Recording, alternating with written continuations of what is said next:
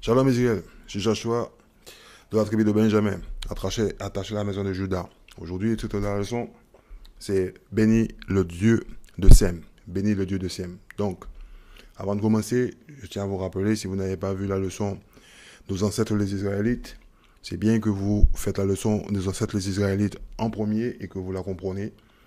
Et que après, vous faites cette leçon qui est le titre, c'est Béni le Dieu de Sem, qui est tout simplement la continuité de la leçon Nos ancêtres les Israélites. Là maintenant, on va voir de qui on est descend, de qui on descend exactement et qui est notre Dieu. Parce que souvent, on essaie de nous faire croire qu'on descend de Cham. Et Cham, on ne descend pas de Cham. On n'est pas du tout de Cham. On n'a jamais été de Cham et on ne sera pas de Cham. Voilà. Donc, avant de commencer, Jean chapitre 8, verset 32. Jean 8, 32. Ok, voilà. Ce qui est écrit dans le livre ici. Voilà. Voilà. Ainsi, vous connaîtrez la vérité vous rendra libre. La vérité, Guadeloupéens, Martiniquais, Haïtiens, Dominicains, nous sommes les enfants d'Israël. Ok, y compris les Noirs qui ont été amenés là-bas en Amérique. Deutéronome chapitre 4, verset 27. Voilà. Ok, et ici, là. Le Seigneur vous dispersera parmi les nations étrangères. On ne retrouvera qu'un petit nombre d'entre vous dans le pays où il vous aura exilé. On est aux quatre coins de la planète. Certains d'entre nous sont toujours dans le continent africain. Okay. Isaïe chapitre 11, verset 11. Voilà. Il arrive. Le Seigneur, il dit, Isaïe chapitre 11, verset 11. Ce jour-là, une fois encore, le Seigneur agira pour racheter le reste de son peuple. Ceux qui auront survécu en Assyrie, en Basse-Égypte, en Haute-Égypte, au Soudan, en Élam, en Babylone, à Hamath, en Syrie et dans les régions maritimes. Ok? Voilà. Donc, on est dispersés aux quatre coins de la planète. Bon. Romains chapitre 15, verset 4. Romains 15, verset 4. Le passé. Et les gens chez nous, ils aiment oublier le passé. Voilà, Romains chapitre 15, verset 4. Tout ce que nous trouvons dans l'Écriture a été écrit dans le passé. Dans le passé. Ok? Dans le passé. Pour nous instruire afin que, grâce à la patience et au réconfort qu'elle nous rapporte, nous possédions l'espérance. Bon, on va lire le passé. Genèse chapitre 9, verset 9. Genèse chapitre 9, verset 26. Voilà. Voilà ce qu'il dit ici. Et restez avec moi. Faites attention. Concentrez-vous. Ah, très important. Écoute ce qu'il dit.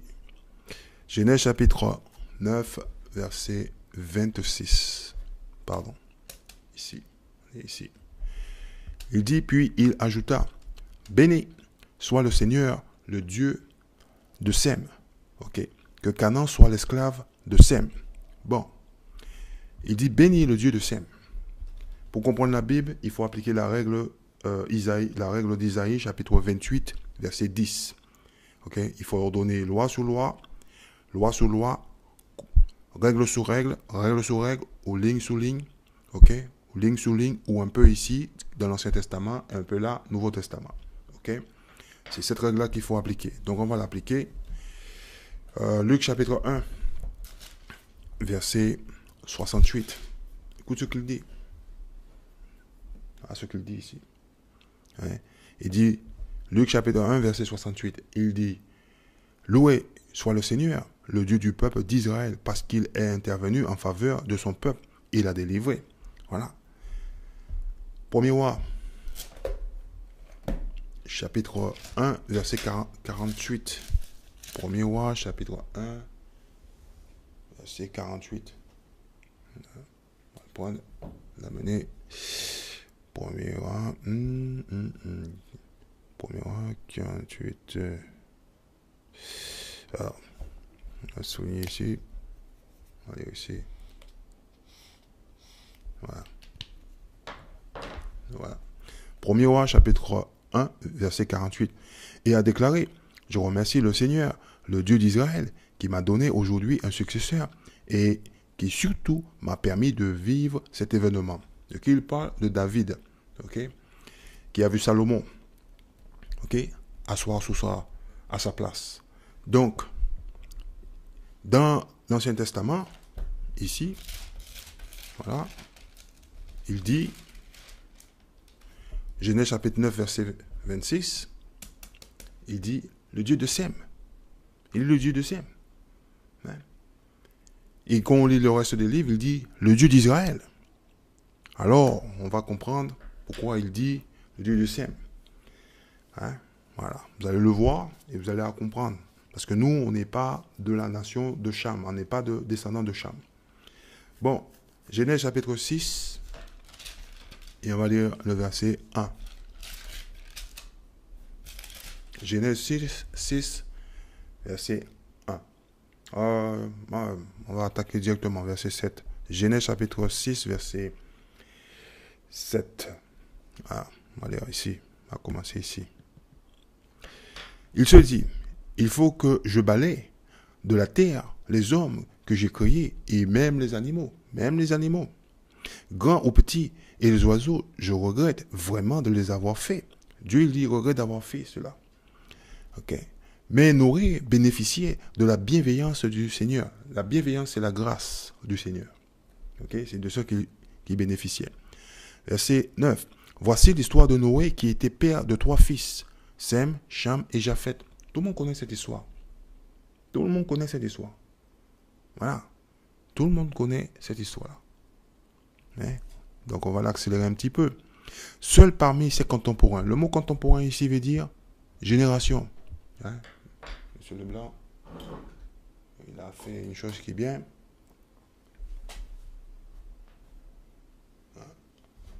Hop. Petit stylo. Voilà. Contemporain. Voilà. Le mot contemporain ici veut dire génération dans ce verset-là. Hein? Si vous avez notre Bible, vous verrez, c'est marqué génération. Voilà. Noé était un homme droit. Le mot droit, ok, on va le comprendre. Romains chapitre 7, verset 12. Dans d'autres livres, c'est marqué juste. Hein? Romains chapitre 7, verset 12. Voilà ce qui fait Noé était un homme droit. Ainsi, la loi elle-même est sainte et le commandement est saint, juste et bon. Romains chapitre 7, verset 12. On est là pour voir pourquoi Noé était droit. Voilà. Fidèle à Dieu. Il vivait en communion avec Dieu. Il vivait en communion avec Dieu. Job, chapitre 1, verset 1. Voilà. On est dans le livre de Job, chapitre 1, verset 1. Il y avait une fois au pays d'Os un homme du nom de Job. Cet homme était irréprochable, droit, ok, vous voyez, fidèle à Dieu et se tenait à l'écart du mal. Donc, Noé était comme ça. Il marchait droit avec Dieu. Ok. Bon. On continue. Verset 11. Genèse chapitre 6, verset 11. Mais aux yeux de Dieu, l'humanité était pourrie. Pourrie. Le mot pourri ici. Alors, corrompu. L'humanité était corrompue. Partout, ce n'était que violence. La violence. On va voir la violence. Lévitique chapitre 20. Verset 13. Voilà la violence. Hein? Si un homme couche avec un autre homme, okay, comme on couche avec une femme, ils se rendront tous les deux coupables d'une action monstrueuse et doivent être mis à mort. Ils sont seuls responsables de leur mort. C'est marqué ici. Verset 15. On est ici, verset 15. Là. Voilà. Si un homme a des relations avec une bête, il doit être mis à mort et on abattra la bête. Verset 16. Si une femme s'accouple à un animal, on tuera la femme et l'animal. Ils doivent être mis à mort et en sont seuls responsables. Vous voyez? C'est clair et net. Verset 27. Verset 27. On arrive ici, verset 27. Voilà ce qui est écrit ici. Si un homme ou une femme ont l'habitude de consulter pour les autres les esprits des morts, ils doivent être mis à mort. On les tuera en leur jetant des pierres. Ils seront seuls responsables de leur mort. Ok. Bon, on va regarder dans mon petit livre que j'aime bien, qui est un livre aussi, la Bible. On va regarder ce verset-là. On va vous le montrer. Verset 1, verset 27. Voilà. Voilà ce qui est écrit dans le livre. Ok? Lévitique chapitre 20, verset 27. Lorsqu'il se trouvera un homme ou une femme évoquant les esprits ou se livrant à la divination, ok? Ils seront punis de mort. On les lapidera, leur sang sera sur eux. Point final, terminaris. Monsieur Leblanc, il aime réécrire les livres, il aime réécrire les choses. Ok? Et comme ils savent que chez nous, les gens, ils n'aiment pas lire, ils aiment plutôt aller danser. Ils aiment aussi poser des questions. Ok? Mais ils aiment plutôt aller danser. Voilà. Voilà. Ils aiment plutôt ça. Alors quand vous voyez ces deux versets-là, vous voyez, même livre, ils disent des choses. C'est pas Joshua qui a écrit le livre. Hein? Voilà. Vous le voyez. Donc, lisez la Bible. Et arrêtez d'écouter votre pasteur. C'est un menteur. Donc, ce verset-là, il dit, si un homme, il va consulter les morts, il va consulter les esprits, il va faire les choses de divination, les horoscopes et compagnie, et tout le reste qui s'ensuit, il va être mis à mort. Clair, net et précis. C'était ça, cette violence. Bon, on retourne à Genèse, chapitre 10. Et voilà. Genèse chapitre 10, verset 1. Genèse chapitre 10, verset 1. On va lire ça. Voilà. Genèse chapitre 6, verset 12. On va lire, on va continuer de lire. Genèse chapitre 6, verset 12. On va faire de la lecture. Voilà. Même si vous connaissez l'histoire de Noé, on va faire de la lecture un peu. Quand il regardait la terre, Genèse chapitre 6, verset 12, quand il regardait la terre, il constatait que tout le monde s'y était dévoré. Donc tout le monde était dans le mal. Il dit à Noé, j'ai décidé d'en finir, avec tous les humains. Dieu il a décidé, hein? Voilà, personne ne peut changer ça. Par leur faute, le monde est en effet rempli de violence. Je vais les supprimer de la terre. Construis-toi une arche, une sorte de grand bateau en bois de cire. Tu l'aménageras en nombreux compartiments et tu l'enduras de proie de l'intérieur et à l'extérieur.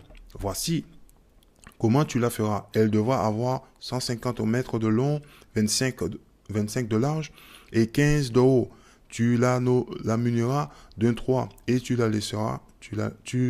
laisseras l'espace d'un avant-bras entre le toit et le haut des côtés. Sur un côté, tu ménageras une porte enfin. Voilà. Aujourd'hui, si on regarde bien, il y a des bateaux, des gros bateaux qui ont cette même caractéristique, qui ont une porte sur le côté qui permet à des voitures de rentrer, etc. Voilà. Verset 17. Quant à moi, je vais provoquer une grande inondation pour anéantir tout ce qui vit, tout ce qui se trouve sur la terre expirera. Point final, terminaris. Dieu, il avait décidé d'en finir avec les nations. On va continuer de lire. Verset 18, écoute ce qu'il dit. Mais je prends l'engagement de t'épargner. Tu vas entrer dans l'arche avec ta femme, tes fils et tes belles-filles. Voyez? Tu devras y faire entrer aussi un couple de chaque espèce vivant, un mâle et une femelle, pour les conserver en vie avec toi. Un couple de chaque espèce animale, oiseaux, grands ou petits animaux, arrivera auprès de toi pour avoir la vie sauve. Dieu il a décidé. Procure-toi donc toutes sortes de vivres, faisant des provisions pour que vous ayez de quoi manger, eux et toi. C'est ce que fit Noé. Il exécuta tout ce que le Seigneur lui avait ordonné. Bon, la suite vous le connaissez. On va accélérer un petit peu les choses. Voilà. On va aller dans le chapitre 7 et on va lire le verset 1. Écoute ce qu'il dit. Le Seigneur dit à Noé, entre dans l'arche, toi et ta famille, car j'ai constaté que tu es le seul parmi tes contemporains, parmi tes générations, Ok? On va le regarder dans notre livre au cas où. Ouais, quand un mot est continuellement répété, on va le montrer dans notre livre. Genèse chapitre 7, verset 1. On va le lire là-bas. Voilà. On va le voir. On va le souligner. Comme ça, vous allez voir. Ouais, parce que, si vous ne la lisez pas, vous regardez la vidéo, mais vous ne lisez pas le livre. Genèse chapitre 7, verset 1. Et l'Éternel dit à Noé, entre toi et toute ta famille dans l'arche, car j'ai t'ai vu juste, ok, devant moi, dans cette génération. Vous voyez le mot ici? Ok, ouais. Il dit dans le mot, tu vois, génération. Hein? Dans l'autre livre, il dit contemporain. Hein? C'est pas un mot qui est, on va dire, un mot qui est régulier pour nous. C'est pas un mot qu'on voit régulièrement dans notre vie. Mot contemporain. Ouais. Mais génération, on la comprend. Dans ses descendants. Voilà. Voilà. Donc on retourne là-bas. Le bon livre qui est écrit en bon français courant. Donc on va repartir ici. Hein. Okay. Genèse chapitre 7. Et on continue à être fidèle. C'est-à-dire pratiquer la loi de Dieu. Ok. Prends avec toi 7 coupes de chaque sorte d'animaux purs. Hein? Mais un couple seulement de chaque sorte d'animaux impurs. Il dit un couple seulement. Dans le livre que je viens de vous montrer, c'est marqué 2. Bon, c'est pas Joshua qui l'a écrit, mais je vous le dis quand même. Et si vous avez des livres, c'est marqué 2, c'est tout à fait normal. Sorte d'animaux impurs. Verset 3. Pour les oiseaux, prends aussi 7 couples de chaque sorte afin de sauver leur espèce sur la terre. Envoie encore une semaine et je ferai tomber la pluie. Pendant 40 jours et 40 nuits, je balayerai ainsi de la surface du sol toutes les êtres que... Là, ça arrive. Toutes les êtres que j'ai fait. Noé exécuta tout ce que le Seigneur lui avait ordonné. Ok? Bien. Noé, il a fait ce que Dieu lui a demandé de faire. C'est pas compliqué, hein? Voilà. Verset 11. Ok, on va continuer de lire. On fait de la lecture. Verset 6. Noé avait 600 ans quand la grande inondation survint sur la terre. Il entra dans l'arche avec sa femme, okay, ses fils et ses belles-filles pour échapper à l'inondation. En tout, ils étaient 8 personnes. Ok? Voilà. Verset 11. Regardez le verset 11 maintenant. L'année où Noé eut 600 ans, le 17e jour du 17e mois, hein, les eaux souterraines jaillirent impétueusement de toutes les sources, et les vannes du ciel s'ouvrirent en grande. Il se mit à pleuvoir sur la terre, la pluie allait durer 40 jours et 40 nuits. C'est ce jour-là que Noé entra dans l'arche avec sa femme, ses fils, sa femme, ses fils, Shem, Cham et Japheth, et ses 3 belles-filles. Ils étaient 8 personnes. Et avec toutes les espèces d'animaux sauvages ou domestiques, de petites bêtes, d'oiseaux et d'insectes, des groupes de toutes les espèces vivantes, arrivèrent ainsi à l'arche auprès de Noé. Un mâle et une femelle de chaque espèce. Ils entrèrent comme Dieu l'avait ordonné. Okay? Puis le Seigneur ferma la porte derrière Noé. Boum, bon, pas besoin de vous faire un dessin. Tout le monde est mort. Voilà, tout le monde est mort. Et il n'y a que Noé et sa famille dans l'arche. Bien. Donc, la terre a été complètement, on va dire, toute vie qui était sur terre a été anéantie. Toute vie. Voilà. Bon, chapitre 10.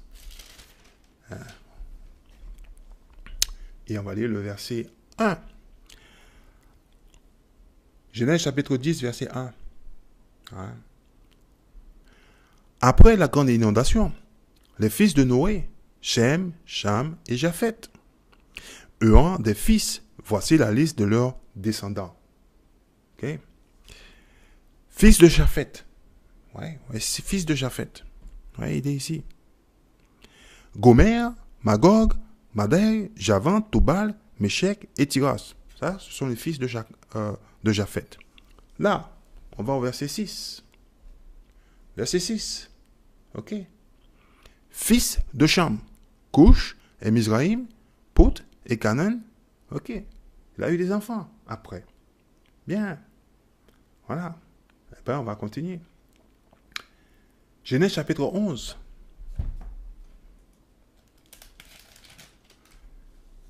Et on va lire le verset 10.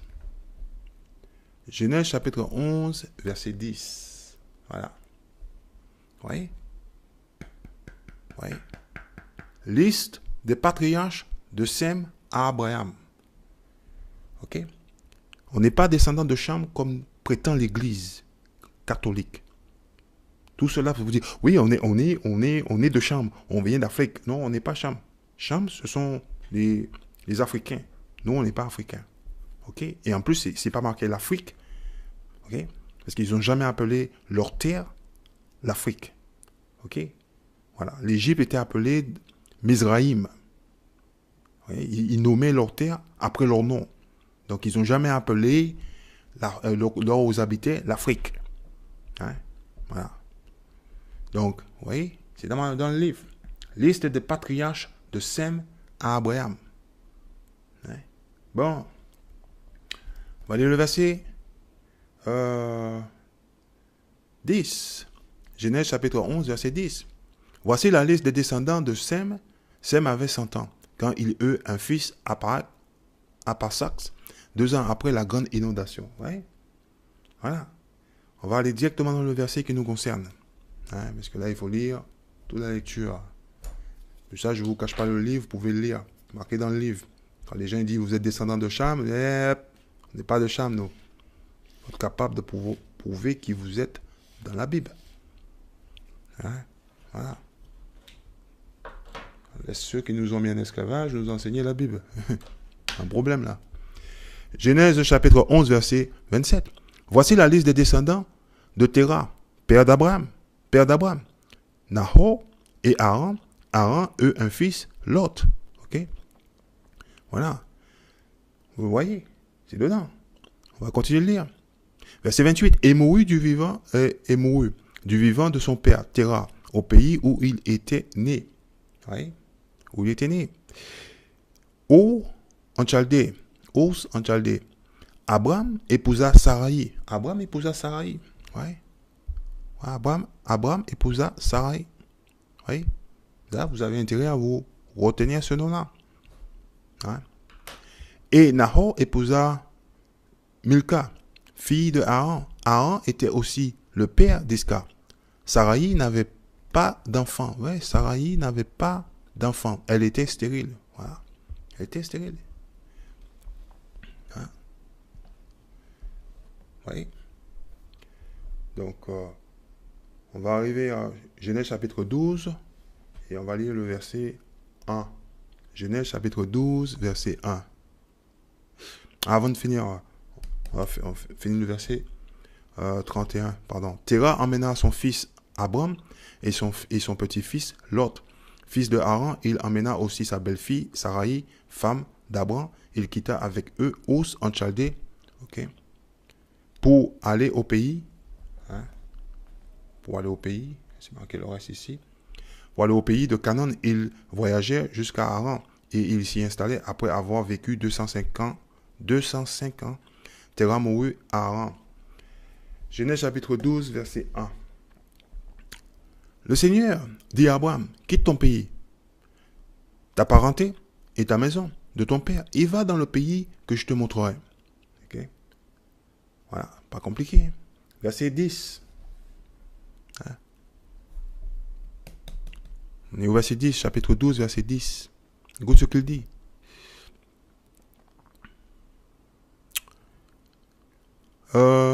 Allez, on va lire encore un peu. On va lire le verset 2. Allez, on va continuer de lire. Genèse chapitre 12, verset 1. Le Seigneur dit à Abraham, quitte ton pays, ta parenté et ta maison de ton père, et va dans le pays que je te montrerai. Je ferai naître de toi une grande nation. Je te bénirai, je te rendrai ton nom célèbre. Tu seras une bénédiction pour les autres. Je bénirai ceux qui te béniront. mais je maudirai ceux qui te maudiront. Je maudirai ceux qui te maudiront. À travers toi, je bénirai toutes les nations de la terre. À travers toi, toutes les nations de la terre vont être bénies. Abraham, qui était âgé de 60 ans, accepta de quitter Haran, comme le lui ordonnait le Seigneur. Il prit avec lui sa femme, Sarai, et son neveu, Lot. Il emportait toutes leurs richesses et emmenait les esclaves achetés à Haran. Ils se dirigèrent vers le pays de Canaan. Oui, l'esclavage existait déjà. Hein? Voilà. Il n'y a rien de nouveau. Hein? Lorsqu'ils arrivèrent au pays de Canaan, ils le traversèrent jusqu'aux chênes sacrés de Morée à Shechem. À cette époque, les Cananéens habitèrent la région. Le Seigneur apparut à Abraham et lui dit, je donnerai ce pays à ta descendance. Abraham construisit un autel au Seigneur. Ouais, construit un autel au Seigneur. À l'endroit où il lui était apparu. De là, il passa dans la région montagneuse, à l'est de Bethel. Il installa son camp entre la ville de Bethel à l'ouest et celle d'Aï. À l'est, il y construisit un autre autel et il pria Dieu en l'appelant Seigneur. Puis de campement en campement, Abraham prit la direction du Negev. Verset 10. Il y eut une famine dans le pays. Elle devint si grave qu'Abraham partit pour l'Égypte afin d'y séjourner quelque temps. Au moment de pénétrer dans ce pays, il dit à sa femme Sarai, écoute, je sais que tu es belle. Quand les Égyptiens, il n'a pas dit quand les Africains, hein? Oui, les Africains, il a dit quand les Égyptiens. Voilà. Quand les Égyptiens te verront, ils se diront que tu es ma femme, et ils me tueront et te garderont en vie.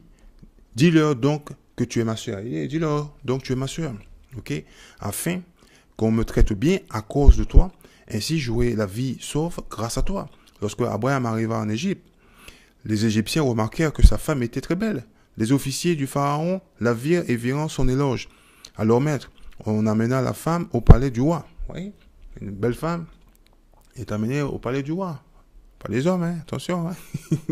À cause d'elle, le Pharaon se montra bienveillant pour Abraham. Il lui donna des moutons, des chèvres et des bœufs, des serviteurs et des servantes, des ânes, des ânesses et des chameaux. Mais le Seigneur, écoute bien, mais le Seigneur frappa le Pharaon et sa famille de grand malheur à cause de Sarai, la femme d'Abraham. Ouais, il n'y a pas d'adultère dans le programme de Dieu. L'adultère, ça n'existe pas dans le programme de Dieu. Ok? Voilà. Le Pharaon convoqua Abraham, et lui demanda, pourquoi m'as-tu fait cela? Pourquoi ne m'as-tu pas averti que c'était ta femme? Pourquoi as-tu dit que c'était ta sœur? Si bien que je l'ai prise pour femme. Ok? Voilà. Prends-la et va-t'en. Le Pharaon donna alors à ses serviteurs l'ordre de reconduire Abraham à la frontière avec sa femme et tout ce qui lui appartenait. Bon, on a fait un peu de lecture, c'était bien. Hein? Voilà. On va accélérer un peu les choses pour vous. Parce qu'il faut lire le livre. Voilà. Maintenant, Abraham, il a quitté l'Égypte avec sa femme et quelques moutons, des serviteurs que le Pharaon lui a donnés. Et là, on va dans le chapitre 16 du livre. Genèse chapitre 16, verset 1. Écoute ce qu'il dit.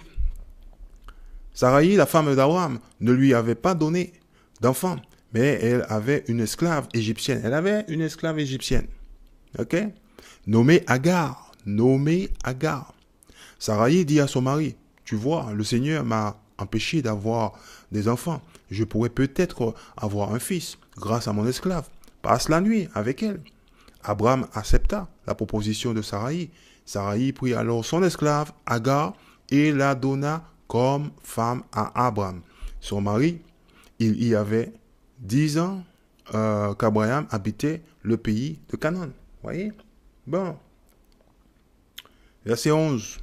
On va pas faire toute la lecture. On va lire Genèse chapitre 16, verset 11. Voilà, on est ici. Tu vas avoir un fils. Alors, Agar est tombée enceinte. Et l'ange du Seigneur dit à Agar, tu vas avoir un fils. Tu vas avoir un fils, tu l'appelleras Ishmaël. Eh oui, il est le premier enfant d'Abraham. Car le Seigneur a entendu ton cri de détresse. Ton fils sera comme un âne sauvage. Il combattra contre tous et tous combattront contre lui. Il vivra seul à l'écart de tous ses semblables. Vous voyez, c'est clair, c'est net, c'est précis. Le premier enfant de Abraham, c'est Ishmaël. Okay? Et personne d'autre. Voilà. Genèse chapitre 17. Et on va lire le verset 1. Voilà. Quand Abraham eut 99 ans, le Seigneur lui apparut et lui déclara, je suis le Dieu Tout-Puissant, vis toujours en ma présence et sois irréprochable. Garde mes commandements, c'est ce qu'il lui dit. Je vais établir mon alliance entre toi et moi et te donner un très grand nombre de descendants. Donc l'alliance du Seigneur, elle a été établie avec Abraham et personne d'autre. Okay. Verset 3. Abraham se jeta le visage contre terre et Dieu reprit, voici à quoi je m'engage envers toi. Tu deviendras l'ancêtre d'une foule de nations. On ne t'appellera plus Abraham, mais Abraham. Vous voyez, son nom a changé ici. Dans le chapitre 17, son nom a changé. Voilà. Hein? Il n'est plus Abraham, mais Abraham. Bon. Car je ferai de toi l'ancêtre d'une foule de nations. Ok? Verset 15. Même chapitre, verset 15. On est là. Voilà. Ensuite, Dieu dit à Abraham, ne donne plus à ta femme le nom de Sarai, car désormais son nom est Sarah. Vous voyez, le nom de Sarah a changé. Je vais la bénir et te donner par elle un fils. Je la bénirai et elle deviendra l'ancêtre de nations entières. Écoute bien, il y aura des rois de divers peuples dans sa descendance. Vous voyez? Verset 17. Abraham se jeta le visage contre terre et il rit, car il se disait, comment pourrais-je avoir un enfant, moi qui ai 100 ans? Et comment Sarah qui en a 90 pourrait-elle devenir mère? Il dit alors à Dieu, pourvu qu'Ishmaël vive, le premier enfant d'Abraham, Ishmaël, pourvu qu'il vive. Voilà. Et que tu t'intéresses à lui. Je n'en demande pas plus. Dieu dit, non. Ta femme Sarah te donnera un fils que tu appelleras Isaac. Je maintiendrai mon alliance avec lui et avec ses descendants. Après lui, ce sera une alliance pour toujours. Et pour toujours. La vie éternelle ne va pas changer. De plus, j'ai entendu ta demande en faveur d'Ishmaël. Eh oui. Ishmaël n'a jamais parlé à Dieu. C'est Abraham qui a parlé en faveur d'Ishmaël. Ok? Et Dieu il a dit, j'ai entendu ta demande en faveur d'Ishmaël. Je le bénirai, je le rendrai fécond, je lui donnerai un très grand nombre de descendants. Il sera le père de 12 princes. Ok? Et l'ancêtre d'un grand peuple. Mais mon alliance, je la maintiendrai avec Isaac, le fils que Sarah, ok, va te donner à cette époque l'an prochain. Vous voyez? Voilà. Donc, on va continuer et on va aller dans le chapitre 25 du livre, découvrir quelque chose supplémentaire. Voilà. Genèse chapitre 25, verset 1. Il est là. Abraham prit une autre femme, nommée Kétoua. Ok? Et elle lui donna pour fils Ziran. Alors, il faut compter là. Ziran, c'est... Ok? 1. Yoksan. 2. Médan. 3. Madian. 4. Ok? Ishébak. 5. Shua. 6. Abraham, il a eu 6 autres enfants avec Kétoua. Plus il a eu Ishmaël avec Agar, ça fait 7. Et il a eu Isaac avec Sarah, ça fait 8. Ok, 6 plus 2, 8. 8 enfants. Ok, tout le monde suit? Tout le monde suit, j'espère. Hein? Ok, tout le monde suit. Voilà, et je vais vous montrer. Genèse chapitre 22. Et si vous avez du mal, il faut regarder encore, il faut relire. Genèse chapitre 22, verset 1. On va le lire. Oui, on n'a pas bougé beaucoup. Hein. Par la suite, Dieu mit à Abraham à l'épreuve. Il appela. Et Abraham répondit, oui, je t'écoute.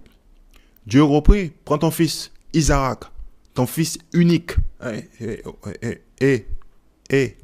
Ton fils unique. Ton fils unique.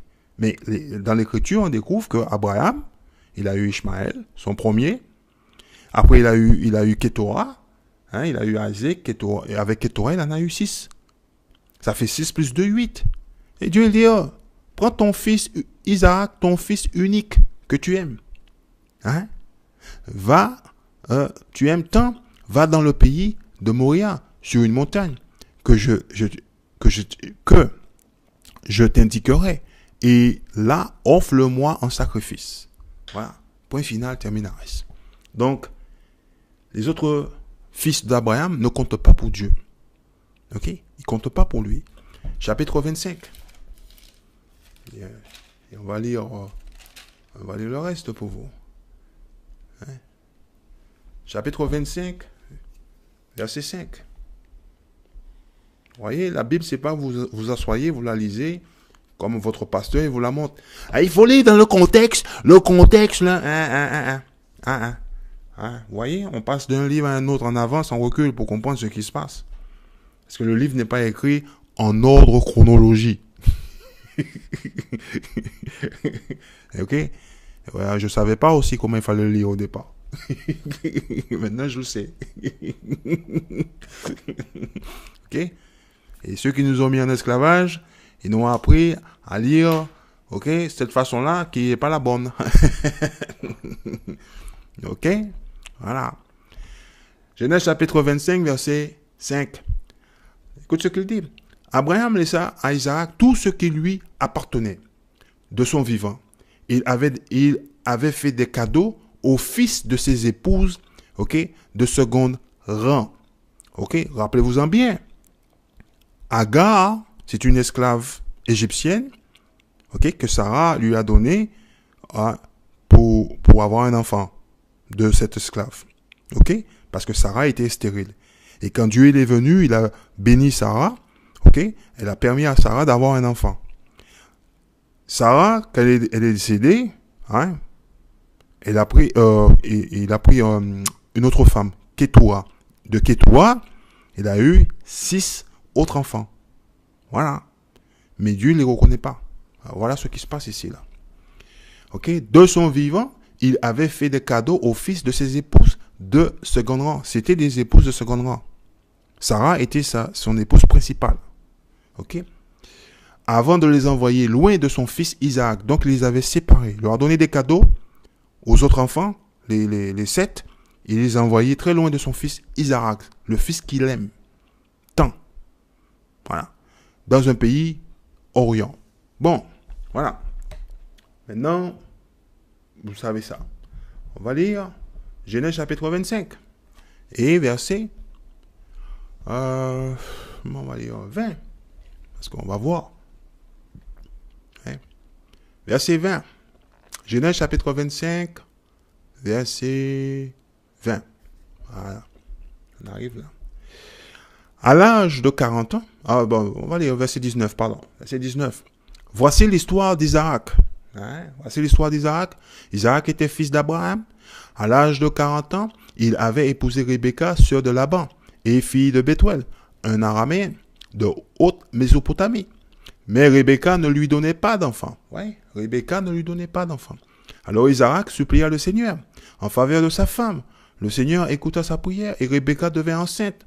Elle attendait des jumeaux. Or, les enfants se donnaient des coups dans le ventre de leur mère. Elle s'écria, s'il en est ainsi, à quoi bon être enceinte? Elle alla consulter le Seigneur. Le Seigneur lui dit, il y a 2 nations dans ton ventre. Ouais, 2 nations dans ton ventre. Ils sont pères de nations. C'est pas il y a une foule de nations dans son ventre. Il y a 2 nations. Ces 2 enfants que tu as là, ils vont être pères de nations. Ok? Voilà, parce que beaucoup de gens ne comprennent pas cela. Hein, ils pensent parce qu'on vit là-bas en Chine, on devient chinois. Si les Guadeloupéens, si les Martiniquais ou les Haïtiens, ils vont vivre en Australie, ils sont Australiens. On est Australiens. Non, on ne devient pas Australien parce qu'on vit dans un pays. Ok? Voilà, c'est très important de comprendre. Hein? 2 nations dans ton ventre, 2 peuples distincts naîtront de toi. On va continuer. L'un sera plus fort que l'autre, donc il donne les caractéristiques. L'aîné servira le plus jeune. Ok? Lorsque fut arrivé le moment de l'accouchement, il n'y ait plus de doute. Rebecca avait des jumeaux. Il y avait des jumeaux, il n'y avait que 2. Et voilà, ah ouais, ils sont pères de nations. Voilà, 2, il va venir beaucoup de nations, il va venir beaucoup de gens, ils vont donner naissance à une nation. Voilà. Verset 25. Le premier qui est sorti était où? Le premier enfant qui est sorti était où? Où, c'est rouge. Ok? Il faut regarder dans un dictionnaire. Hein? Il était couvert de poils comme d'un manteau. Il était où? Couvert de poils comme d'un manteau. Ok? Ça donne les caractéristiques d'un individu. Clair, net et précis. Voilà. Moi, regarde. Moi, je suis pas haut. Ok? Et je sais, beaucoup de gens de chez moi ne sont pas couverts de poils comme d'un manteau. Ok? C'est à vous de voir. Ouais. Voilà. Ouvrez le livre, lisez-le. C'est marqué ici. Le premier qui sortit était où?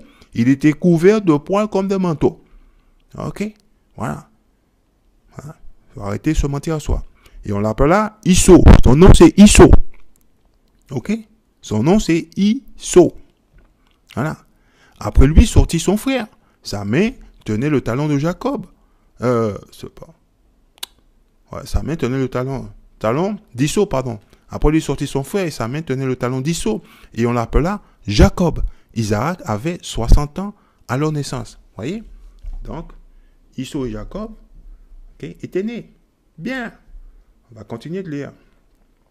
Isaïe chapitre 44. Verset 1. On va dans ce livre-là, vous allez voir pourquoi. On est là. Isaïe 44, verset 1. Voilà. Isaïe 44, verset 1.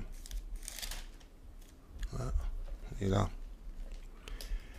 Mais maintenant, écoute bien, peuple de Jacob, voyez? Peuple de Jacob, mon serviteur, Israël, toi que j'ai choisi. Il dit Israël, toi que j'ai choisi. Genèse chapitre 32. Israël, toi que j'ai choisi. Il dit Jacob, après il dit Israël. Genèse chapitre 32, verset 28. Hein? Il faut lire ici, là. Hein? Il faut lire le livre. Moi, je commence ici, là. Genèse chapitre 32, verset 28. L'autre demanda, comment t'appelles-tu? Jacob répondit-il. L'autre reprit, on ne t'appellera plus Jacob, mais Israël, car tu as lutté contre Dieu. Ok? Et contre les hommes, et tu as été le plus fort. Donc le nom de Jacob a été changé pour Israël après avoir lutté contre Dieu. Il a lutté contre un ange du Seigneur. Ok? Et il a été le plus fort. Donc son nom a été changé pour Israël. Ok? Donc quand vous lisez dans la Bible Jacob, Israël, vous lisez de la même personne. Il parle de la même personne. Après, dans certains contextes, il parle de la nation, ok, d'Israël, Israël, Jérusalem, etc. Mais le nom de Jacob a été changé pour Israël. Ok, voilà, Israël, c'est un peuple avant d'être un pays. Ok, bon, on va continuer. Genèse chapitre 17, 17, verset 19. Rappelez-vous-en bien. Je suis obligé de vous ramener là. Parce qu'il y a des gens aussi qui disent, oui, quand Jésus-Christ il est venu, il a changé, tout le monde maintenant peut venir. C'est marqué nulle part. Et je ne l'ai pas vu cela. Voilà. Je ne l'ai pas vu dans le livre, pas du tout. Et ça, je suis obligé tout le temps d'insister dessus. Genèse chapitre 17, verset 19. Dieu dit, non, ta femme, Sarah, te donnera un fils que tu appelleras Isaac. Je maintiendrai mon alliance avec lui et avec ses descendants. Vous voyez le mot descendant. Hein? Voilà, ouais, c'est descendant. Après lui, ce sera une alliance pour toujours. Après lui, ce sera une alliance pour toujours, pour la vie éternelle. Ok? Deutéronome chapitre 1. Ok? On va le voir.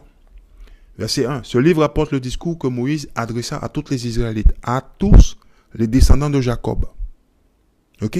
Jacob est le père de la nation d'Israël. Ok? Le père de Jacob, c'est Isaac.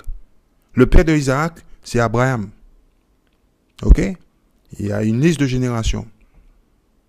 Et vous allez voir que Moïse adressa à tous les Israélites, alors qu'il était encore à l'est du Jourdain, dans la plaine désertique située près de Souf, entre les parents, d'une part, et Tophel, de Laban, Azéot et d'Issachar, d'autre part. Bon, on va aller dans le chapitre 29 du livre, verset 13. Ce livre-là dans lequel on est là, le livre de Deutéronome, c'est que pour le peuple d'Israël. C'est un discours enregistré, ok, qui a été prononcé par Moïse, enregistré uniquement pour le peuple d'Israël. Toutes les paroles qui sont écrites dans ce livre-là ne s'adressent uniquement au peuple d'Israël. Personne d'autre. Deutéronome chapitre 29, verset 13. Écoute ce qu'il dit ici. Ok, voilà, il est là, on est ici, là. Voilà.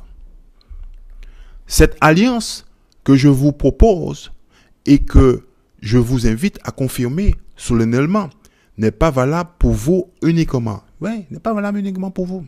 Écoute ce qu'il dit.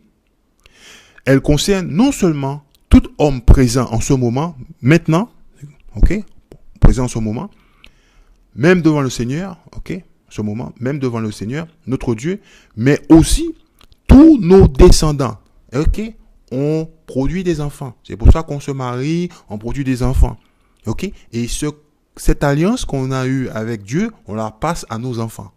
Voilà. C'est ce qu'il dit ici. Aussi tous nos descendants qui ne sont pas encore nés à l'heure actuelle. Eh oui. Voilà. Vous voyez? Donc, l'alliance est toujours restée dans la nation d'Israël. C'est pas parce que Jésus-Christ est venu, maintenant tout le monde peut venir dans la maison d'Israël. Israël, c'est un peuple. On descend de Jacob. Le nom de Jacob a été changé pour Israël. Et tous les gens qui descendent de ce peuple de Jacob, ok, sont de la maison d'Israël. Et le peuple d'Israël. Et on a une alliance avec Dieu et qu'on doit la garder. C'est tout. D'ailleurs, l'église romaine nous raconte des sottises en nous faisant passer pour Cham. On n'est pas Cham. Vous allez voir. Ok. Voilà. Exode chapitre 1. Ancien Testament. On va lire. Voilà. Donc, avant d'aller dans le livre de Exode, on va récapituler un peu. Parce que certains, des fois, ils ne comprennent pas. Ils disent, oui, monsieur, on est africain. Moi, je ne comprends pas, monsieur. On vient d'Afrique, l'Afrique. Non, on n'est pas africain. Voilà. OK? Voilà. Bien. Voilà Abraham. OK? Voilà Ketura. Ça, c'est en anglais, ça. Ketura. OK? Qui a eu ses enfants-là. Qui a eu ses 6 enfants. Voilà Sarah. Ok, Sarai, son nom est pour Sarah. Voilà Agar, l'esclave égyptienne. Et voilà Isaac, ok. Et voilà Rebecca, ok, la femme d'Isaac, avec qui elle a eu Jacob et il a eu Issou. Vous voyez? Ouais. Voilà. Et Jacob a été choisi, ok. Voilà. Et voilà les femmes de Jacob, ok. Et qui a donné naissance aux tribus, aux 12 tribus d'Israël. Ils sont là. Et Jacob, il a une fille qu'on appelle Dina. Okay? On n'en parle pas beaucoup dans l'écriture. On parle souvent que des 12 tribus, mais il a une fille. Okay? Voilà.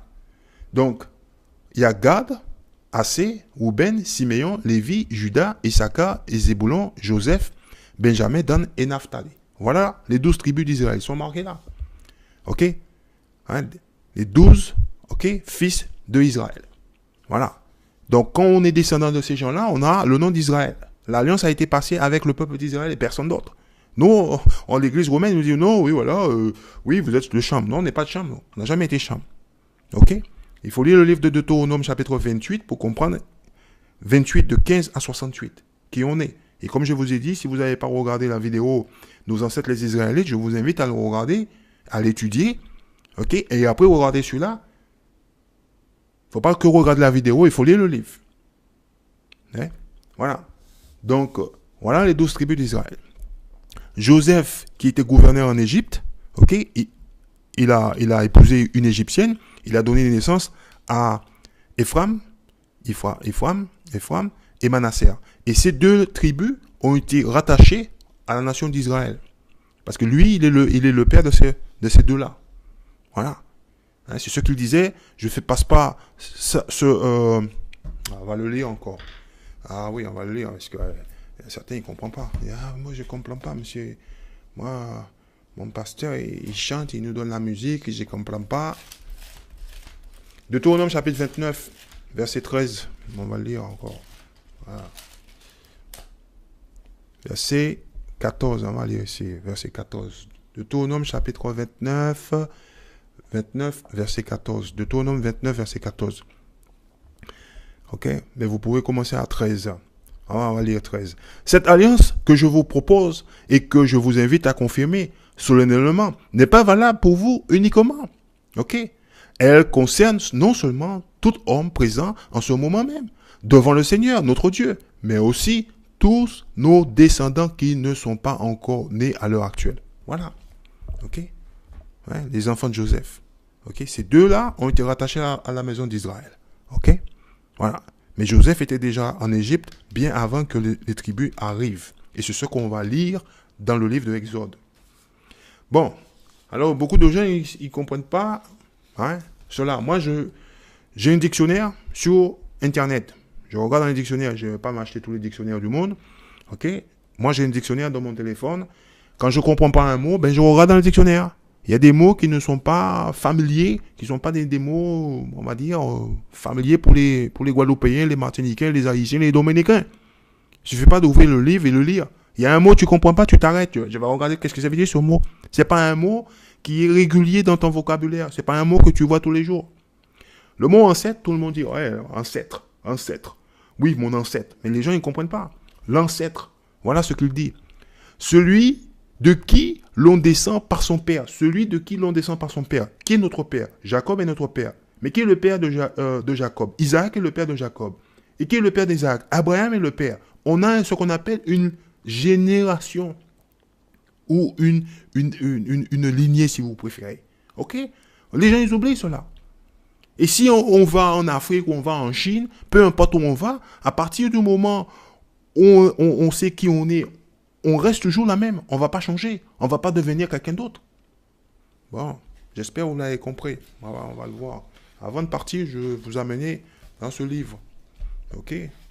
L'histoire des civilisations. Voilà. Avant de partir. Parce que aussi, je ne lis pas beaucoup de livres en dehors de la Bible. Hein? Mais de temps en temps, je fais un effort. Voilà. Parce que faut faire un effort de temps en temps. Voilà. Voilà le livre ici. Dans ce livre-là. Voilà. C'est pas Joshua qui a écrit le livre. Les fils d'Abraham. Les fils d'Abraham, c'est quoi? Ce sont les 12 tribus. Rappelez-vous-en bien. Abraham, il a eu 8 enfants, mais il y en a un seul qui a été choisi. C'est Isaac. Ok? Voilà. C'est pas tout le monde. Chassé d'Égypte. Parcourant pendant 40 ans dans le désert. Vous voyez le titre, il est en gros. Voilà. Les Hébreux. Hein? Voilà. 1800, 1000 avant Jésus-Christ. Les tribulations du peuple d'Abraham. La Bible est à peu près l'unique source de renseignements concernant les Hébreux. Ok?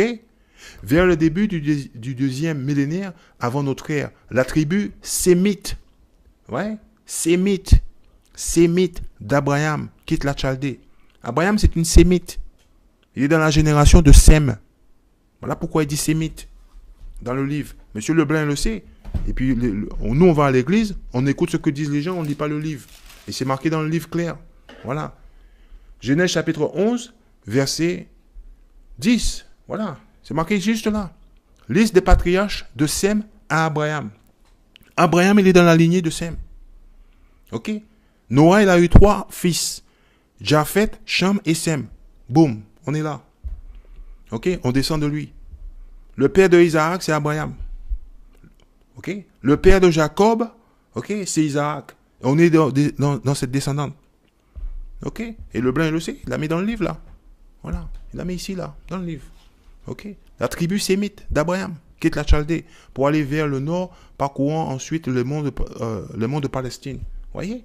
Le blanc ici, Abraham il est sémite.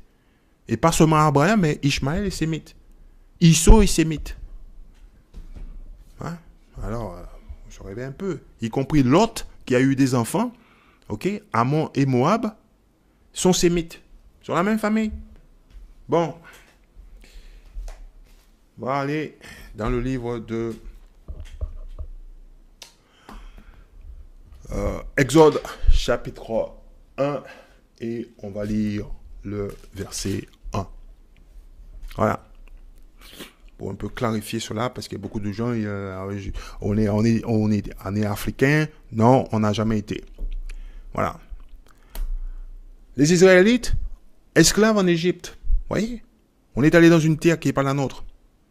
Et vous allez voir, quelque chose de bien précis. Cela ne change pas notre nationalité. Okay? Jacob est le père de la nation d'Israël. Jacob est père de la nation d'Israël. Peu importe là où on va, peu importe là où on habite. Okay. Exode chapitre 1, verset 1. Voici le nom des fils de Jacob aux fils d'Israël, qui virent en Égypte avec leur père.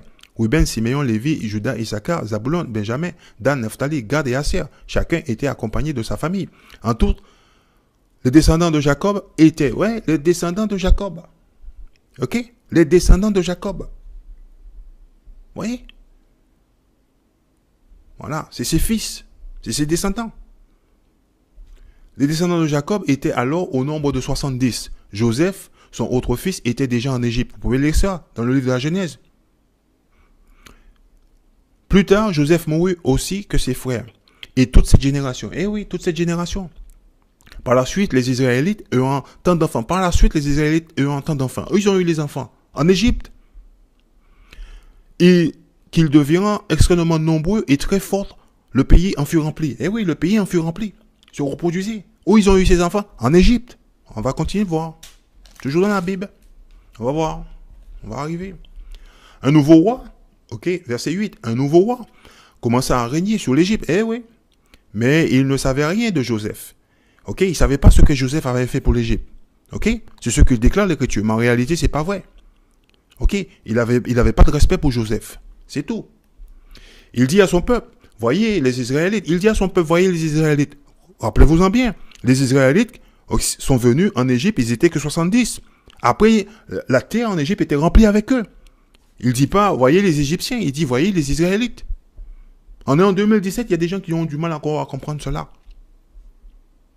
Voyez les Israélites, formant un peuple plus nombreux et plus fort que nous. Ils sont un peuple plus nombreux, plus fort que nous. Ils sont une nation plus forte, plus nombreux que nous. C'est ce qu'il dit ici. Ouais. Il faut trouver un moyen pour limiter leur nombre. Il faut trouver un moyen pour limiter leur nombre. C'est ce qu'il dit. Ok? Écoute bien. Ouais. Leur nombre, en cas de guerre, ils se joindraient à nos ennemis pour nous combattre et quitter le pays. Les Égyptiens désignaient alors des chefs de corvée pour accabler le peuple d'Israël. Les chefs de corvée aujourd'hui, ce sont vos maires. Ce sont vos hommes politiques. Ce sont vos hommes d'église. Ce sont des chefs de corvée. Ok? Et ce sont les gens qui viennent de votre propre nation. Eux, ce sont vos chefs de corvée. Vous avez jamais vu quand il y a des gens qui bloquent la rue, en Guadeloupe ou en Martinique? Hein? Et puis, il y a les policiers noirs là, et puis ils font arriver, les gendarmes, ils arrivent de France, et puis après, ils vont voir les policiers noirs, ils vont dire, bon, allez, va parler avec eux. Va parler avec eux. Eh bien, c'est un exemple pour vous donner les chefs de corvée. Ils utilisent les gens de votre propre nation pour venir vous parler. Mais s'ils ne veulent pas vous parler. Vous voyez? On continue là. Ça va arriver. Verset 11. Les Égyptiens désignèrent alors des chefs de corvée pour accabler le peuple d'Israël en lui imposant. Pour accabler le peuple d'Israël. Pas pour accabler les Égyptiens qui étaient nés en Égypte. Moïse est né là-bas aussi en Égypte. Ça ne fait pas de lui un Égyptien. Et en plus, Moïse, il a appris les coutumes des Égyptiens, la langue des Égyptiens, le savoir des Égyptiens. Ça ne fait pas de lui un Égyptien. Il reste toujours du peuple d'Israël, de la tribu de Lévi. Oui, mon frère, tu sais, là-bas, mon frère, tu sais, tu comprends parce qu'on vient de Cham, là-bas. Non, mon frère, on ne vient pas. Non, ma soeur, on n'est pas africain. Bien. Voilà, on est juste dans le deuxième livre de Moïse. Ok? On va finir ça. Durant construire, verset 11 encore. Exode chapitre 1, verset 11. Les Égyptiens désignèrent alors les chefs de corvée pour accabler le peuple d'Israël en lui imposant des roues de travaux. C'est ainsi que les Israélites durent construire les villes de Python et Ramsès pour y entreposer les réserves du Pharaon. Voyez? Mais plus on les opprimait, plus ils devenaient nombreux. Plus on nous opprime, plus on produit des enfants. Qu'est-ce qu'il dit? Nombreux, et plus ils prenaient de place, si bien qu'on les redoutait. Eh oui. Alors comment on les appelait? Les Israélites ou les Hébreux. Verset 13. Les Égyptiens les traitèrent durement comme les esclaves. Comme les esclaves, eh oui. Il leur rendit la vie insupportable par un travail pénible. Préparer l'argile, faire des briques, exécuter tous les travaux des champs. Hein? Bref, ils leur imposèrent sans pitié toutes sortes de corvées. Voilà. On va continuer. On va aller continuer de lire. Alors, verset 15. Il y avait chez les Hébreux, écoute bien ce qu'il dit. Oui. Il y avait chez les Hébreux 2 sages-femmes. Ouais. Donc, l'une s'appelait Sifra et l'autre Poua. Le roi d'Égypte leur donna cet ordre. Quand vous aiderez les femmes des Hébreux à accoucher, quand vous aiderez les femmes des Hébreux, rappelez-vous-en bien, ils sont venus que 70, maintenant ils sont toute une nation. On est devenu une nation en Égypte. Le roi, l'Égyptien, il dit, les femmes des Hébreux. Oh, oui, quand vous voyez les Égyptiens. On a du mal à comprendre que on peut pas prendre la nationalité ou le nom du pays. Par exemple, moi, je suis né en Guadeloupe. Moi, je suis pas guadeloupéen. Ok? La Guadeloupe, c'est une terre de servitude. On a été amenés sur des bateaux. On n'est pas là. Les gens, ah oui, mais on vient d'Afrique. Non, moi, je suis pas africain. Ok? On n'est pas descendant de ces gens-là. On a migré en Afrique pour des raisons, c'est marqué dans le livre. On a migré en Afrique pour des raisons bien précises. Quand nos pères, Jacob est allé en Égypte parce qu'il y avait une famine sur la terre. C'est écrit dans le livre. Quand on est devenu esclave en Égypte, on est devenu un esclave en Égypte parce que on s'est retrouvé là-bas, parce qu'on avait une famine et que un des fils de nos pères était là-bas. Il était gouverneur, donc on est allé là-bas, acheter à manger. Voilà. Et puis on est resté là-bas. On est venu là-bas comme ça. C'est là où il y avait à manger. C'est tout est marqué dans le livre. J'ai jamais vu un livre qu'on tout le temps en train de débattre. Il suffit de lire le livre. Regarde ce qui est écrit là. Fais attention à ce qui est écrit là. Okay. Il y avait chez les Hébreux 2 sages-femmes, dont l'une s'appelait Sifra et l'autre Poua. Le roi d'Égypte leur donna cet ordre. Le roi. Ils les appellent pas égyptiennes. Ils sont nés là-bas en Égypte, mais ils sont pas égyptiens. Ok? Cet ordre, quand vous aiderez les femmes des Hébreux à accoucher, regardez bien l'enfant qui naît. Si c'est un garçon, tuez-le. Ok? Si c'est une fille, laissez-la vivre. Mais les sages-femmes respectaient Dieu. Elles n'obéissaient pas au roi d'Égypte. Elles laissèrent vivre les garçons. Alors, le roi convoqua. Ok? Convoqua et leur dit, pourquoi agissez-vous ainsi? Pourquoi laissez-vous vivre les garçons? Et pourquoi vous faites cela? C'est ainsi. C'est que, répondit-elle, les femmes des Hébreux, les femmes des Hébreux ne sont pas comme les Égyptiennes. Alors, on n'est pas comme les Égyptiens. Pourquoi? Exode chapitre 11, verset 7. Voilà. Tout le monde veut être africain. Voilà. Exode chapitre 11, verset 7. Ok? Mais chez les Israélites, ok, on n'entendra même pas un chien gronder contre un homme ou une bête. Ainsi, vous saurez que moi, le Seigneur, je fais la différence entre les Égyptiens et les Israélites. C'est pas parce qu'on se ressemble qu'il faut croire qu'on est tous pareils. Tous les Noirs sont pas pareils. Ok? Tous les Noirs sont pas pareils. Bon. Parce que quand vous lisez la Bible, tout le monde avait la même couleur tout au début. Dieu a pris la poussière de la terre et il a façonné un homme à son image. Tout être humain avait la même couleur. Ok? Au début. Le seul moment où il y a eu une couleur différente qui est arrivée sur terre, c'est Isaac et Rebecca qui ont donné naissance à Jacob et à Isau. Point final. Isau, il a une couleur différente. Tout le monde a la même couleur. Et Dieu dit, j'ai mis une différence entre les Égyptiens et les Israélites. Les gens d'époque, ils le savaient. Ok? La sage-femme, ils disent ici, c'est que répondit-elle? On est dans le livre d'Exode. On était dans le livre d'Exode chapitre 11, verset 7, pour voir comprendre ce que disait cette femme, la sage-femme ici. On est de retour. Ouais, je sais. Hein? C'est que répondit-elle? Exode chapitre 1, verset 19. C'est que répondit-elle, les femmes des Hébreux ne sont pas comme les Égyptiennes. Ils ne sont pas comme les Égyptiennes. On n'est pas comme vous. Elles sont vigoureuses et mettant leur enfant au monde avant l'arrivée de la sage-femme. Ouais, on continue de lire. Ainsi, les Israélites deviennent de plus en plus nombreux et très forts. Et oui, on est en Égypte. On était Israélites. Où est l'Égypte aujourd'hui? Située en Afrique. Et cela ne fait pas de nous des Africains. J'ai du mal, hein. Ah oui. Ah oui, ah oui, on était là-bas. Ah oui, mais c'est pas la première fois qu'on va là-bas.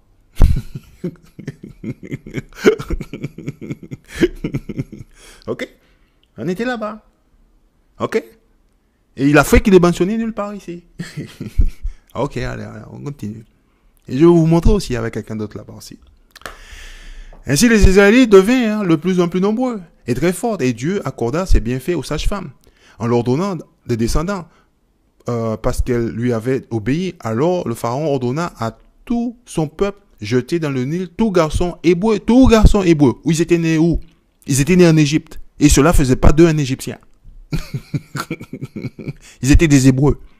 Ok? C'est ce qu'il dit. On est ancêtres.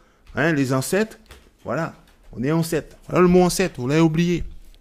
Hein? Celui de qui l'on descend par son père. Qui est notre père? Voilà notre père. Notre père, il est là. Hein? Abraham, ok? Isaac et Jacob. Voilà. On descend, voilà nos pères. C'est quand vous lisez le livre, il dit, je suis le Dieu de Abraham, Isaac et de Jacob. Il ne dit pas, il est le Dieu de tout le monde. Et nous, on était là-bas en Égypte. Bien sûr, on était en Égypte. Eh ben ouais. Mais cela ne fait pas de nous des Égyptiens. On descend de notre père. Quand tu sais qui tu es dans le livre, après, c'est facile de le lire. Pasteur, il ne dit pas. C'est payé par le blanc pour ne pas te le dire. Pas te le dire. Hein. Alors, en leur donnant des descendants, parce que lui avait obéi, alors le Pharaon ordonna à tout son peuple jeter dans le Nil tout garçon hébreu, nouveau-né. Ne laisser en vie que les filles. Vous voyez? Ils veulent toujours contrôler les filles, parce que les filles, c'est les plus faibles. On va tuer les garçons. Les garçons, c'est eux qui ont le sperme. Ok? Voilà. Hein? Les Blancs nous ont raconté une histoire, dormi debout. Ils nous ont dit, oui, Marie, elle a donné naissance à un enfant. La Vierge Marie a donné naissance à un enfant. Mais ils racontent des conneries, ces gens. Hein? Ils ont dû détruire notre peuple, détruire notre mental pour nous raconter ces histoires. Hein? Tu vois? C'était une belle histoire qu'ils nous ont racontée. Bon, on va continuer. On va passer une soirée dessus. Et si vous lisez ce chapitre-là, chapitre 2, il parle de Moïse, la naissance de Moïse. Moïse, il est né en Égypte. C'est pas de lui un Égyptien. Bon, on continue là. On continue. Et on va lire quelque chose supplémentaire. On va continuer et on va lire quelque chose supplémentaire. Ah.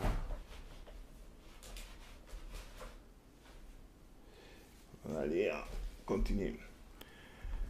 Deutéronome chapitre 32. Verset 7.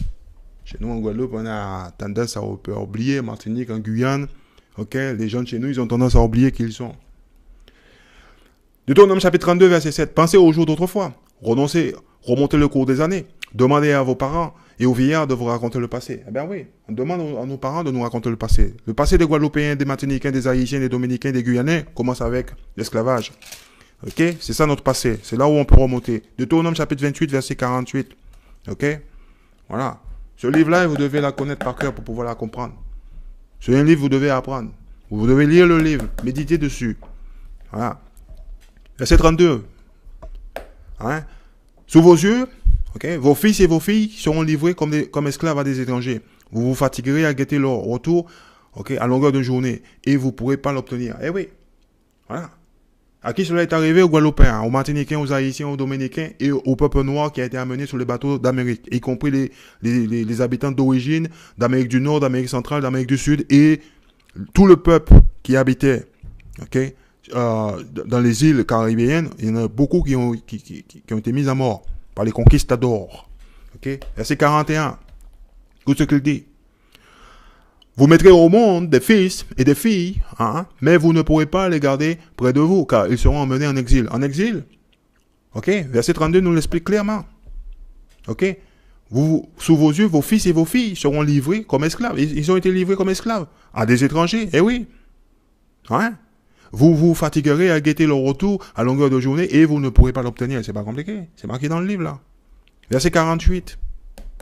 Voilà. Vous deviendrez les esclaves des ennemis que le Seigneur enverra contre vous.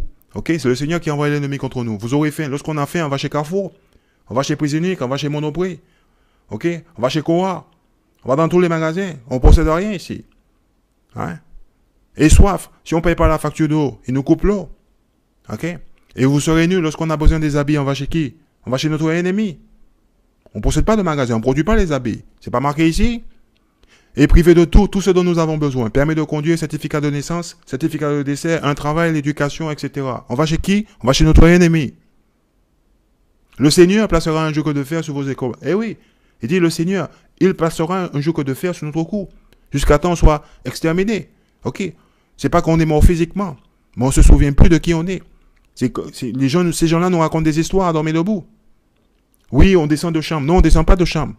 On est les enfants de Abraham, Isaac et de Jacob. Voilà. Verset 64. On va lire ici. Oui. Et il vous dispersera parmi les nations. Dieu, il nous a dispersés parmi les nations. Vous pouvez lire cela dans le livre de Deutéronome chapitre 4, verset 27. Hein? Parmi les nations étrangères, d'un bout du monde à l'autre. Vous y adorez d'autres dieux. Vous y adorez d'autres dieux. Vous allez voir quel Dieu vous y adorez. Que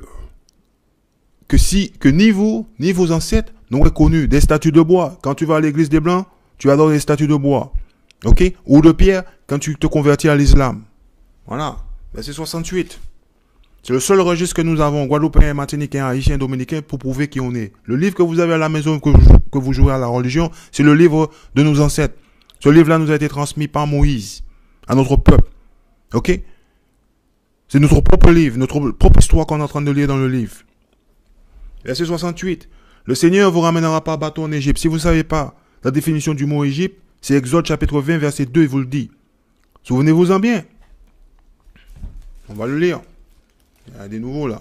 Exode chapitre 20, verset 2. Je suis le Seigneur ton Dieu, c'est moi qui t'ai fait sortir d'Égypte où tu étais esclave. Ok? Où nos parents étaient esclaves.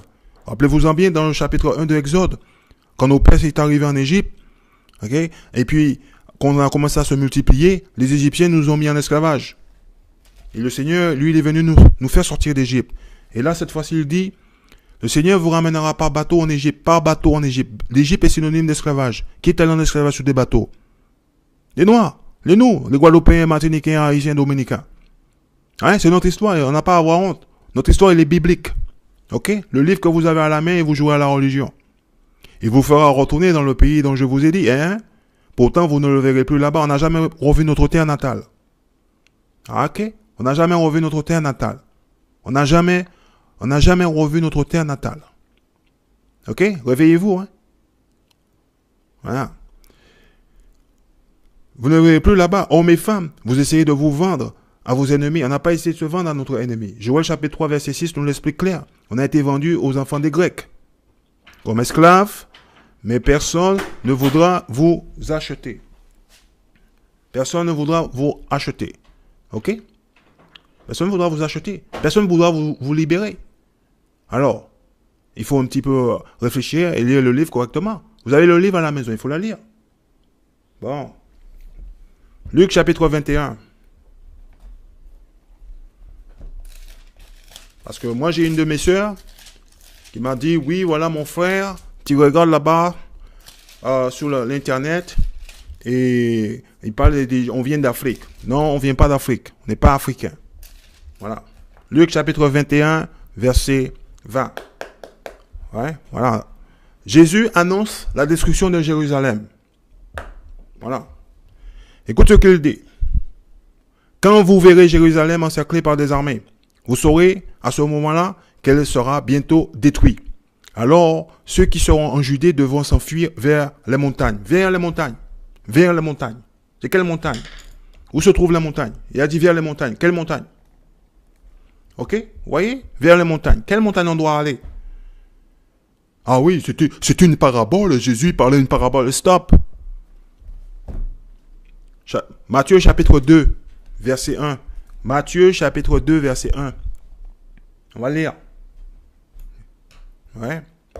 Jésus naquit à Bethléem, en Judée à l'époque où Hérode, vous regardez sur internet, c'est un blanc, c'est un romain qui a été placé à la tête comme roi des Juifs, il n'est pas de notre nation, était roi après sa naissance. Ok? Après sa naissance, des savants et spécialistes des étoiles virant d'Orient, ils arrivèrent à Jérusalem et demandèrent, où est l'enfant qui vient de naître?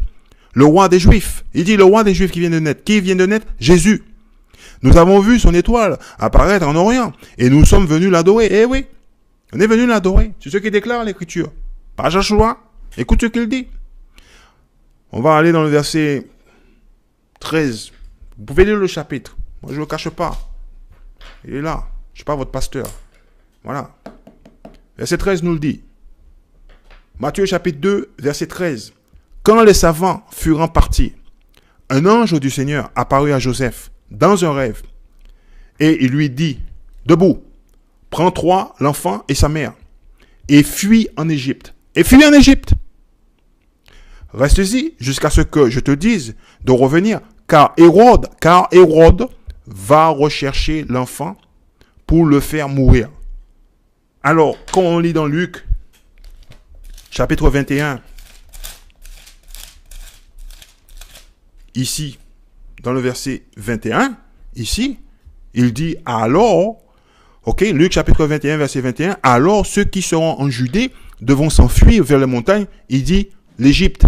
Parce que quand Jésus-Christ était menacé de mort, ok, il a trouvé refuge en Égypte. Pourquoi? Exode chapitre 11. Vous avez oublié? Voilà. Je vous le montre. Exode chapitre 11, verset 7. Voilà, c'est marqué là. Ok? Mais chez les Israélites, on n'entendra même pas un chien gronder contre un homme ou une bête. Ainsi, vous saurez que moi, le Seigneur, je fais la différence entre les Égyptiens et les Israélites. On n'est pas les mêmes. On est à la même couleur, mais on n'est pas les mêmes. Ok? Voilà. Dieu, il fait la différence. On retourne là-bas. Alors, ma soeur, c'est comme ça qu'on s'est retrouvé là-bas, ok, en Égypte. Ok? Voilà. Pour se cacher.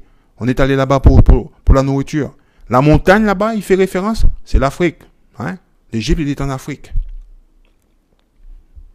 Voilà. Donc, alors ceux qui seront en Judée devront s'enfuir vers les montagnes. Ok? L'Égypte, il est en Afrique. On est allé là-bas. Et ça s'est passé en quelle année? En 70 AD.